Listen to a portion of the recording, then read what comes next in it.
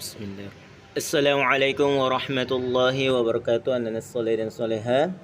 Kaifa halukum? Alhamdulillah. Alhamdulillah rabbil alamin. Wassalatu wassalamu ala asrafil anbiya'i wal mursalin Sayyidina Muhammadin wa ala alihi wa sahbihi rasulullah ajma'in. Amma ba'd. Ya, insyaallah pada siang hari ini teman-teman soleh dan soleha masih tetap semangat ya dalam mengikuti pembelajaran. Nah, sebelum kita masuk pada pembelajaran ya, marilah kita awali dengan berdoa. Berdoa dimulai. A'udzu billahi minasyaitonir rajim. Bismillahirrahmanirrahim. Rabbi zidni ilman warzuqni fahman. Allahumma inni as'aluka ilman nafi'an ورزقا طيبا وعملا متقبلا. Ya, anak-anak soleh dan soleha, marilah kita sama-sama ya menyimak video pembelajaran kali ini. Pada kesempatan kali ini saya akan menjelaskan rangkuman tematik kelas 6 pada tema 4 subtema 1. Ada 5 muatan pada video pembelajaran ini. Yang pertama adalah PPKN tentang keberagaman. Yang kedua bahasa Indonesia tentang teks eksplanasi ilmiah. Yang ketiga ada IPA tentang pembangkit tenaga listrik. Yang keempat ada IPS tentang modernisasi. Dan yang kelima SBDP tentang reklame. Sebelum kita mulai, jangan lupa berdoa dulu ya. Oke, kita masuk pada pelajaran PPKN tentang keberagaman sosial dan budaya. Jadi, ada berbagai bentuk keragaman sosial budaya di Indonesia. Di antaranya adalah ada keragaman suku bangsa, keragaman bahasa, keragaman rumah adat, keragaman pakaian tradisional, dan keragaman makanan tradisional. Nah, sekarang coba kalian sebutkan 3 contoh masing-masing dari keragaman tersebut. Oke, sekarang contoh keragaman sosial suku bangsa. Jadi ada suku Jawa yang ada di Pulau Jawa, suku Sunda di Pulau Jawa juga, suku Melayu ada di Pulau Sumatera dan Kalimantan, suku Betawi ada di Pulau Jawa, suku Madura ada di Pulau Madura, suku Minangkabau di Pulau Sumatera, suku Bugis di Pulau Sulawesi, suku Bali di Pulau Bali, dan suku Dayak dari Pulau Kalimantan. Berikutnya adalah contoh keragaman bahasa. Nah, bahasa Jawa biasanya dipakai di Jawa Tengah dan Jawa Timur. Bahasa Sunda dipakai di Jawa Barat, bahasa Madura dari Madura, bahasa Betawi di DKI Jakarta, bahasa Batak dari Sumatera Utara, dan bahasa Minangkabau dari Sumatera Barat. Nah, kalau di daerah kalian pakai bahasa yang mana ya? Dan bahasa yang menyatukan kita adalah bahasa Indonesia. Oke, berikutnya contoh keragaman rumah adat. Nah, ini ada rumah adat Tongkonan. Rumah adat ini berasal dari Provinsi Sulawesi Selatan. Berikutnya ada rumah Balai Batak Toba ya. Ini dari Sumatera Utara. Kemudian ada rumah Gadang dari Sumatera Barat. Ada rumah Aceh dari Nangro Aceh Darussalam, dan rumah Joglo ini dari Jawa Tengah. Kalau di daerah kalian, rumah adat namanya apa ya? Oke, berikutnya kita masuk pada keragaman ekonomi. Nah, jadi keberagaman jenis pekerjaan. Di antaranya adalah ada yang bekerja sebagai petani, polisi, pedagang, guru, dan lain sebagainya. Kemudian ada keberagaman peternakan. Ada yang ternak ayam, bebek, kambing, sapi, dan lain sebagainya. Kemudian lagi ada keberagaman perikanan. Nah, di antaranya ada yang nelayan, petani ikan atau petani tambak ya. Kemudian ada keberagaman perdagangan. Misalnya ada pedagang pakaian, pedagang elektronik, makanan, sembako, dan lain sebagainya. Nah, sekarang kita masuk pada pelajaran bahasa Indonesia tentang teks eksplanasi ilmiah. Jadi, teks eksplanasi ilmiah ini adalah teks yang menerangkan suatu proses yang bersifat ilmu pengetahuan alam. Teks eksplanasi ini berfungsi untuk memberikan penjelasan kepada pembaca tentang proses terjadinya sesuatu. yang disusun menurut prinsip sebab akibat. Kemudian teks eksplanasi ini terdiri atas ada pernyataan umum atau pembukaan, deretan penjelas atau isi, dan penutup sebagai kesimpulan. Sekarang kita belajar bagian-bagian teks eksplanasi ya. Jadi, yang pertama ini ada bagian umum atau pembuka, berisi informasi singkat tentang apa yang akan dibicarakan atau diinformasikan. Kemudian yang kedua ini ada deretan penjelas. Nah, ini berisi urutan uraian atau penjelasan tentang proses dari peristiwa yang terjadi dan dijelaskan secara bertahap atau berurutan. Yang ketiga ini ada bagian penutup. Nah, bagian penutup ini adalah kesimpulan yang berisi interpretasi atau pendapat singkat penulis tentang topik yang dijelaskan. Oke, berikut ini adalah contoh bagian teks eksplanasi. Bisa kalian buka buku temanya, yaitu tema 4 halaman 25. Nah, bagian pernyataan umum atau pembukaan ini adalah listrik memiliki peran penting di era globalisasi. Tidak dapat dipungkiri bahwa globalisasi terjadi karena perkembangan teknologi di berbagai bidang. Nah, untuk bagian deretan penjelasnya diantaranya adalah setelah energi listrik dihasilkan di pusat pembangkit, energi listrik tersebut kemudian dinaikkan tegangannya oleh transformator penaik tegangan hingga 500 kV. Kemudian disalurkan ke berbagai tempat menggunakan sistem transmisi yang dinamakan saluran udara tegangan ekstra tinggi atau SUTET. Kemudian bagian penutupnya adalah dengan adanya listrik, kini masyarakat dapat mengakses informasi yang berasal dari berbagai belahan dunia. Oke, itu contohnya ya, bagian-bagian teks eksplanasi ilmiah pada buku tema 4 halaman 25. Nah, kemudian tanpa listrik tentunya hal tersebut tidak akan bisa terjadi. Oke, sekarang kita masuk pada pelajaran IPA tentang pembangkit energi listrik. Nah, ada 7 macam pembangkit tenaga listrik yang ada di Indonesia dan saat ini terus dikembangkan. Yang pertama ada pembangkit listrik tenaga uap atau PLTU. Jadi, pembangkit listrik ini memanfaatkan energi kinetik dari uap sehingga menimbulkan energi listrik dengan bahan bakar dari batu bara yang menggerakkan turbin generator mesin. Yang kedua adalah pembangkit listrik tenaga gas atau PLTG.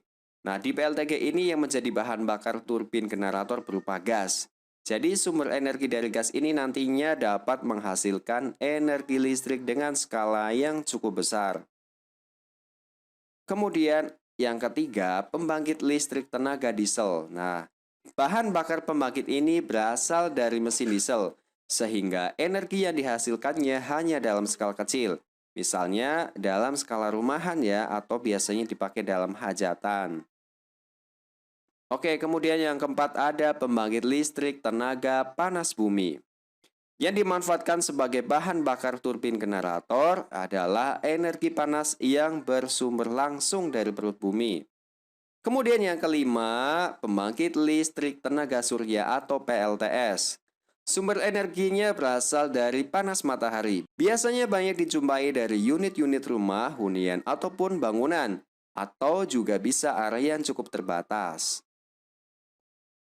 Kemudian yang keenam ada pembangkit listrik tenaga air atau PLTA. Air merupakan sumber daya alam yang paling banyak ditemukan dan menjadi sumber energi yang paling berpotensi untuk menghasilkan listrik. Kemudian yang ketujuh adalah pembangkit listrik tenaga angin atau bayu, yaitu PLTB. Memanfaatkan tenaga yang dihasilkan oleh hembusan angin. Ada 2 jenis PLTB di Indonesia, yaitu PLTB di darat dan PLTB di lepas pantai. Nah, sekarang masuk pada proses pada pembangkit listrik tenaga air atau PLTA. Silakan kalian perhatikan pada gambar. Yang pertama adalah air, kemudian masuk melalui pintu dan diatur oleh katup pengaman nomor 3. Nah, selanjutnya nomor 4 ini air masuk ke tangki pengaman tekanan.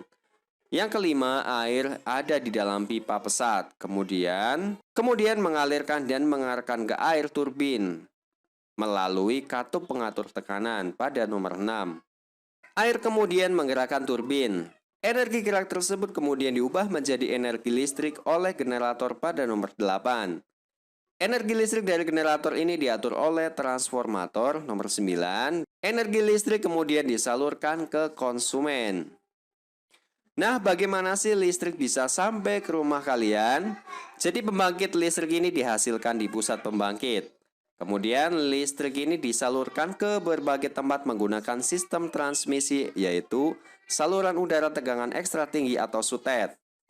Nah, listrik ini masuk ke gardu induk. Kemudian listrik disalurkan ke gardu distribusi dan menjadi tegangan rendah, yaitu 220 volt untuk disalurkan ke rumah warga. Nah, mengapa sih bisa terjadi mati lampu atau listrik padam?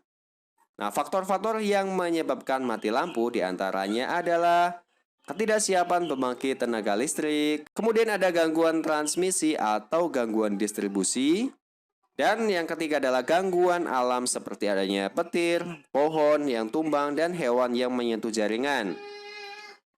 Oke, berikut ini adalah ada penemu PLTA. Jadi, Nikola Tesla adalah penemu sistem pembangkit dan transmisi listrik pada tahun 1895.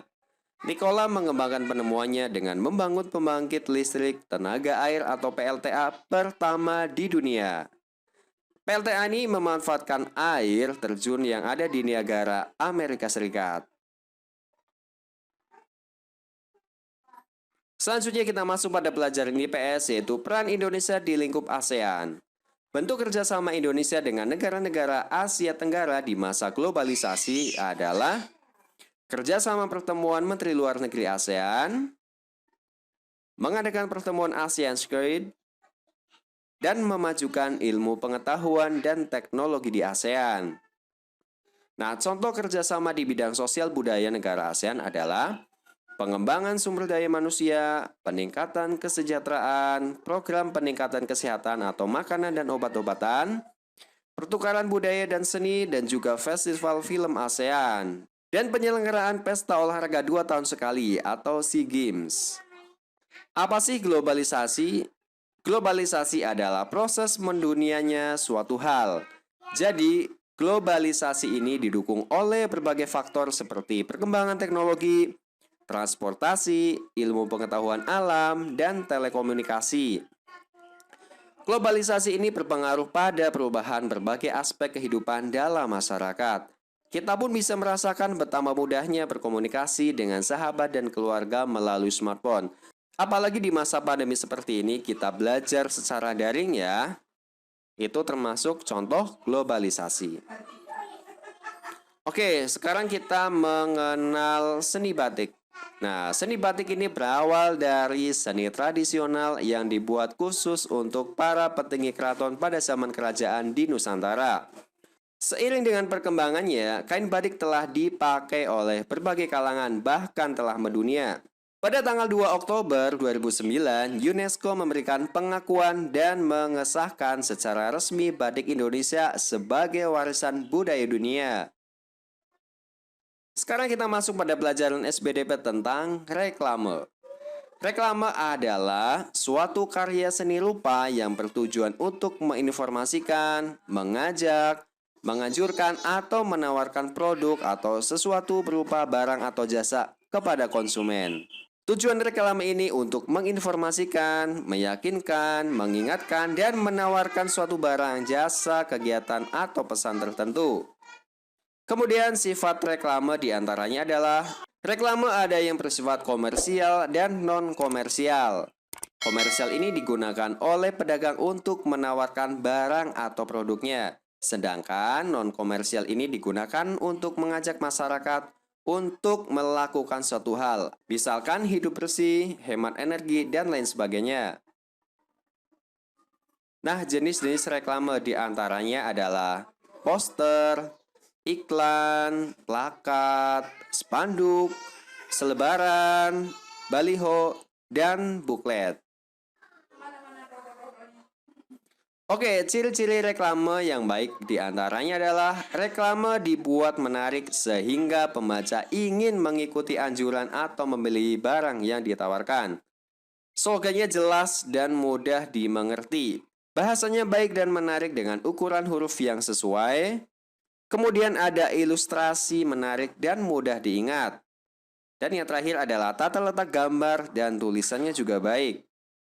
Ya, itulah video pembelajaran kali ini tentang tema 4 globalisasi, subtema 1 globalisasi di sekitarku. Ya, sebelum kita tutup video pembelajaran kali ini, marilah kita sempurnakan dengan membacakan doa kafaratul majelis. Subhanaka Allahumma wa bihamdika asyhadu an la ilaha illa anta astaghfiruka wa atubu ilaika. Wassalamualaikum warahmatullahi wabarakatuh.